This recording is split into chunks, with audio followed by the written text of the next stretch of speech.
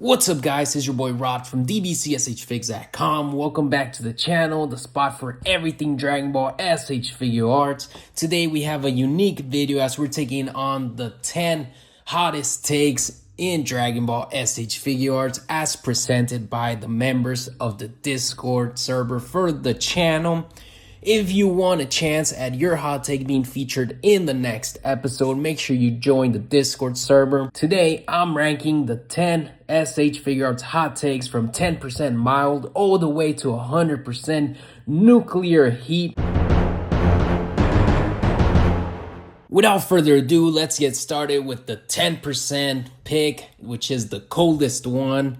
I'm tired of all the companies making Broly. So this is not really that hot of a take. If you've watched my update series, I'm tired of how many Brolys are being released. Broly is like the most milked Saiyan in the entire figure industry.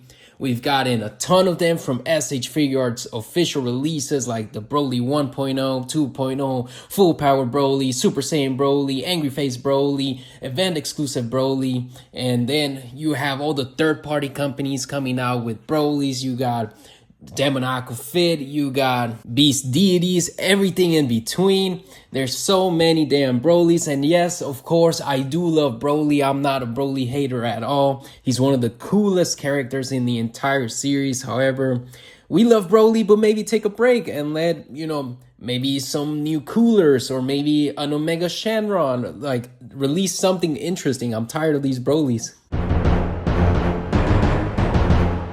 Next up at 20%, eBay is the best place to buy figures that aren't in stock currently running. So for me, this is not really too much of a hot take. I know some people have mixed feelings about eBay in general. Sometimes people get scammed. Sometimes, the product that's delivered to them is not what they actually ordered.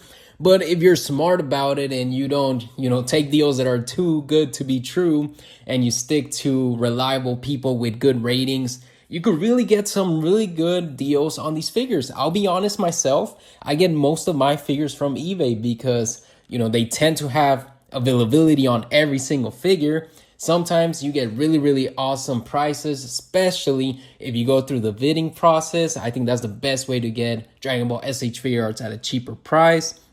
You can find everything on there. You need a Xenoverse Time Patrol Trunks, it's on eBay. You need a Jiren of any kind, it's on eBay. You can literally find everything. Sure, yes, you'll run into scalpers and sometimes you'll run into bootlegs, but if you're able to quickly assess each listing with, enough experience as you keep buying, this becomes a really easy way to get your hands on these awesome figures.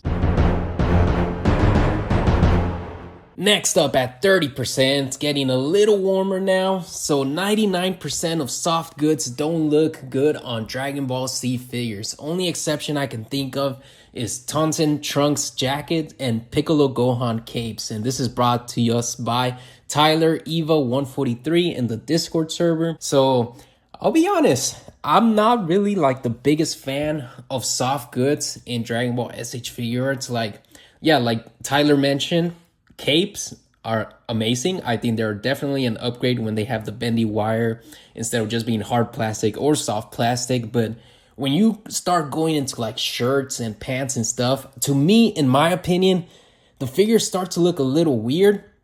They definitely look like characters cosplaying other characters.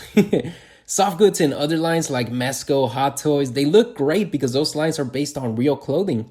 Dragon Ball is not really. Toriyama's designs are clean, simple, and animated. To me, the worst is like when you have those really baggy looking pants that you put on like a Vegeta or something that just makes him look like he's wearing parachute pants from the 90s. When the fabric wrinkles, it breaks the anime illusion because the anime is like very clean cut. So to me, I gotta say that I do agree with this one, although I know some people will disagree and they think soft goods on everything looks better. Next up at 40%, brought to you by Blue Fires. Tamashii's laziness to shading is kind of sad. With general releases, it makes sense that they do a little bit because they're cheap, but only shading the front makes the back look ugly. And then even premium Bandai, some real expensive figures get absolutely nothing. The new Krillin that was released, only has shading in the front of the pants. You turn them around and the back looks just like a blank prototype. Ultra Instinct Sign Goku, same story. Full power Super Saiyan Goku 2, barely any shading at all. Meanwhile, you look at older figures like Awakening Goku, Premium Colored Trunks, Broly 1.0, they actually had consistent body shading throughout the entire figure. Today's shading is very inconsistent, and the worst part is even premium Bandai figures sometimes get almost no shading at all despite having those really high price tags. I don't understand how we have figures like Glorio releasing for $95 without an inch of shading on the figure. I don't understand. Now, this is one that I really agree with. However, I know some people don't really care about the shading. Sometimes I've seen comments where like the shading makes the figure look uglier, to which I don't really agree with, but some people are very anti-shading. And to that point, I do want to bring up that we should have shading that makes sense, not just shading for the, for the sake of having shading within a figure. I think it should add to the figure's allure. It should add to the figure's look. It should add and make everything look better, make the figure pop out better, instead of just having weird random shading just because people are asking for shading. So yeah, 40%, not the hottest thing ever, but there is some, back and forth with people. At 50%, we have Guy Man. Event exclusives are almost always downgrades to the originals with a shiny paint job and a higher price tag. Oh, so this one is getting a little spicy now. I love the boxes of the special editions. I love the colors, but let's talk about the facts. We have the event exclusive Ultra Instinct Goku. It's hella glossy as a bowling ball and lost shading compared to the original. Event exclusive Android 17, shinier, but a bit flatter. So with the new San Diego Comic-Con 2025 exclusive, we actually got quite a bit of a mixed bag there, because there's some that I agree with and some that I disagree with. For example, Grade 8 Vegeta, I think was a very big downgrade from the original. Yes, it got shinier paint, but every accessory that made that figure cool was removed, and yet the price went up, so I don't really understand that.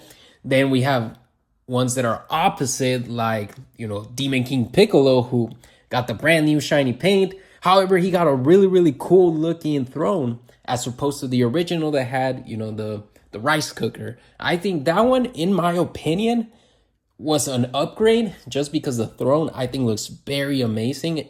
And then lastly, we had Beast Gohan, who, got the shinier paint and he got the aura effect piece. However, he lost his special beam cannon. So that one, it can be a mixed review with that one, because some people would much prefer the special beam cannon. Other people really like the aura effect piece. It's split kind of down the middle with that one. So you could find a lot of examples of where event exclusives were downgrades. However, there are some that are actually upgrades, and we can never discount the fact that this is a way that people can get their hands on these figures that are maybe reselling for so high, or maybe they missed out on the original release. Like, for example, me personally, I missed out on the Grade 8 Vegeta, and now with the San Diego Comic-Con exclusive, I get to have that figure in my collection. Yes, it's a little bit different. Yes, the paint is different. Yes, it doesn't have the same accessories. However, it's still an incredible figure that I'm getting at retail price. So yeah, I can see how this one can be a hot take. At 60%, we're continuing the theme of exclusive figures. So Owen here says older exclusive figures were much better than almost every figure nowadays. Almost any 1.0 special edition or premium color edition feels much better than almost any modern exclusive figure. They put a lot of effort back in the day in terms of painting and shading. So this is kind of combining all the previous topics into one. So at 60%, it is kind of a hot take just because of the wording here.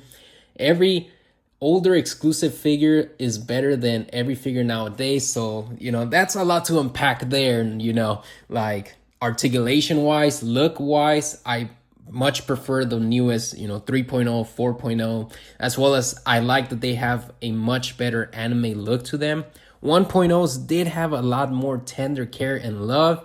They had that really good shading. You could tell they took their time with the painting on every figure, especially those exclusive figures where they were deemed premium color edition, because it wasn't just a repaint. It was, even more love and care put into the figures so that they look better. Also, the accessories on those figures used to be incredible.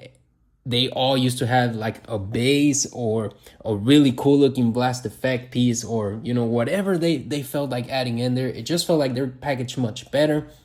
However, nowadays the figures are more articulated. They are easier to pose. They look better in my opinion. So this is a pretty hot take in my opinion. I don't agree with it personally. I would much prefer any figure from 2025 compared to any figure from like 2009, 2010. I just feel like those are too outdated nowadays. But let me know what you think. At 70%, we have Blue Fire's back with the games Begin Goku was a bad release. Mediocre at best. Oh man, Blue Fires. That's one hell of a hot take there, because Games Begin Goku is the start of a brand new era. It has that brand new articulation technology. I've seen so many figure photographies of this figure and they all look amazing. The face looks incredible, looks straight out of the anime, which I really, really love. Now, something I will commend Tamashii Nations on is the fact that they started this brand new era with the Games Begin Goku at a retail price of $37.99, keeping that brand new technology within the grasp of most people. Now, I will say, of course, being retail, it does have bare bones accessories, a basic paint job, minimal shading, of course. I've also seen some people not really like the brand new articulation. For example, the articulation on the calf or shin or whatever you want to call it. It's kind of odd. What does it really add to a figure? Some people are having trouble with the neck joints. Some people say that the faces fall off too easily. However, in my opinion, I think this figure was a net positive. I really like the look of it. I like the price of it. And in terms of accessories, I mean, what can you really expect for $37.99? So to me, this is a really hot take. I don't really agree with it. I think it's a very good start to the new era. But let me know again what you think in the comments. At 80%, Guyman is back. Tamashii should stop showing off prototypes unless they plan to release them. So we've gotten so many prototypes shown to us over the years that have never seen the light of day. For example, that Tournament of Power Master Roshi. We have that Buhan. We got that Battle Damage Nappa a long time ago. And also a Goku with wings. So yeah, I could see why a lot of people would really have this stance where Tamashii should not be showing these if they don't have imminent plans to release them. However, I am conflicted here because I do appreciate seeing these prototypes, as it shows to me that Tamashii Nations is like trying stuff behind the scenes, and it may not always work out. Maybe they found some issues wrong with the prototypes that they have decided to come back at a later time and fix and give us a better figure instead of just rushing and giving us a subpar product. Maybe they decided to take their time a little bit longer. Some people say that they just show the prototypes for the hype of it, or just to bring more eyes, even though they have no intention of releasing these figures. I don't have any proof of this, so I can't really accuse them of that. I can't lie to you, it does bring emotional damage to the entire community, just because it does suck seeing these figures out and not being able to buy them or having them in our collections. Personally, just to cap it off, I mean, I don't really personally see an issue with showing prototypes, as long as it means that Tamashii Nations, maybe they ran into a problem and are trying to fix it and release it at a better date with a better product. But if they're just showing figures just for the hype with no intention of ever releasing it, then I do have an issue with that. So this one is a pretty hot take. Please let me know which stance you take on this. At 90%, getting hot, Demoniacal Fit is currently the most outdated company, as they continue to attempt to produce 2.0 figures mixed with some occasional 3.0. And that was brought to you by GCB. So this one is a pretty hot take, but I could see a lot of truth in this. So Demoniacal Fit, in my opinion, is the best third-party company out there. I know there's a lot of other contenders, and I know it's up to preference. You may like, Tonson or Beast Deities or whatever other company there is out there. But for me, Demoniacal Fit has been one of the most consistent in terms of QC, in terms of look of figures, in terms of how great their packaging looks. Like I'm someone that really appreciates packaging, so Demoniacal Fit's packaging looks exactly like exclusive edition figures, which I really like because then they fit nicer in your collection.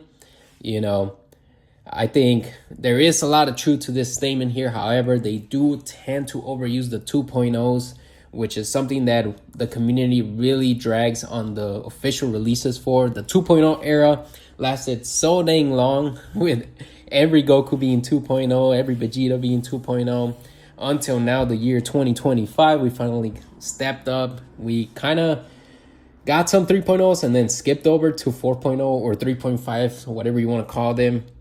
But it seems like Demoniacal Fit, with all their latest releases as well as the ones they are currently promoting, are all still 2.0. So I wonder how long it's going to take for them to update their molds to be a lot better and to stand up with the times. Because at the end of the day, with third-party companies, you want something that's an alternative, not something that's a downgrade.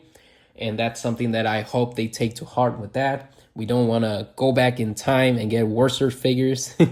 At this point, maybe rather wait for Tamashii Nations to officially release these figures. But anyways, again, I'm a big fan of Demoniacal Fit. Some people think Demoniacal Fit just rests on their laurels. So let me know what side you stand on.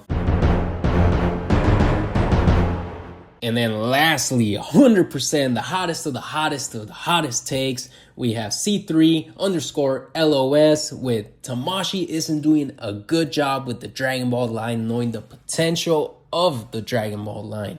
This one is very divisive. Some fans are going to think that the line is better than ever. Others think it's become lazy, safe, and repetitive. There's many comments saying, how many Gokus, how many Vegetas are we going to release this year? Which, it's very true. Some people are going to say, well, at the same time, we're getting characters we never thought we were going to get. We got Kiwi, we got Nail, we got Guru. There's other issues that people have, like recycling the Goku mold endlessly. Again, with the 2.0s, we have had many delays on the highly requested characters, like, a base Gotenks or a Kid Buu, or, the Gogeta took way too long. We still don't have no sign of getting a Goten and a Kid Trunks, no Videl, no adult Chi-Chi. There's still a lot of major characters that we haven't seen in Dragon Ball SH Figuarts, which is kind of crazy to me. Again, bringing up the inconsistent shading on the newer figures. Event exclusives with minimal improvements. We have the prototype graveyard. So this is basically putting every hot take I've gone through into one hot take here. Again, the prices have gone incredibly high. I hate to keep bringing up Glorio, but $95 for that figure is insane to me. And the quality of that figure doesn't look that much better than, a figure we had like 10 years ago. On the other side, though, on the positive, some people do think that Tamashii Nations is killing it. Like I mentioned, they're going into those minor characters that we never thought we'd see. They're consistently putting out figures, at least 24 figures since like 2022, which is crazy cool if you're a good collector of the figures. I love having constant figures to buy because there's other figures that I get to hold in my hand that might replace older figures that maybe have great improvements. I think that Dragon Ball SH Figuarts are some of the most consistent figures out there, in my opinion. I think they look great. I think it's what I dreamed of when I was a child, to have these figures that are highly articulated, that look exactly like the anime, that come with additional accessories, and you could change their faces, you could change their hands, you could pose them up however you want. You have aura effect pieces, you have blast effect pieces, you have everything that can make any scene come true in your diorama. So to me, it seems like they're doing a good enough job, but can they do better with all these negatives that people bring up? Is not just being negative for the sake of being negative. It's actually wanting to improve the line. And I hope that Tamashii Nations one day decides to listen to the community and hear us out on these characters that we want, on the shading that we want. So it's really a 50-50 toss-up, because I know that Tamashii Nations, they're doing, like I said, a good enough job, but is good enough good enough for us, or can they seriously improve and take it up to the next gear and maybe give us some better value for our money, some better figures, some different things to buy, accessory packs, face packs, diorama pieces, stuff like that. There's just so much that can be done with the line that now at this point in time I'm leaning towards, yes, they can do more and they're not doing enough. I think I'm like at a 40-60% split. I think they're doing good, you know, but they can do a lot more. And I've made videos of suggestions of things that I would like to see in the Dragon Ball SH Figuarts line.